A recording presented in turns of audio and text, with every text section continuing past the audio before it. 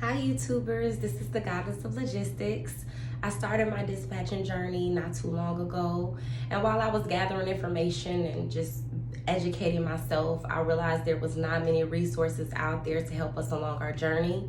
I would find bits and pieces of information from different YouTubers, or there would be that random person who was offering to help just for $500, but there was no in between, so I became it.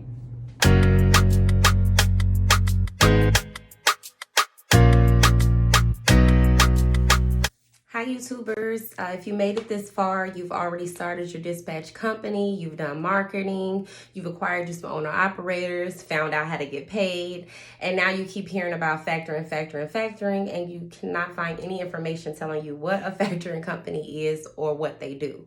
So this video today is going to touch on factoring companies and what they actually do for you. Now, most of the time when you book a load coming from shippers, the payment will take 30, 60, sometimes even 90 days to pay out. No one has time to wait that long. You don't have time to wait that long. So what happens is the owner operator will sign a contract with a factoring company. And what the factoring company does is it buys the invoice from you for 3 to 5%. Now, the 3% is more so for bigger companies that have more drivers, more fleet, XYZ. The 5% is on average what these owner operators are charged per load. And then they're paid out within 24 to 48 hours as opposed to 30, 60, 90 days. So the factoring company simply purchases the invoice from you. You as the dispatcher will submit the invoice to the factoring company, and then they will pay out.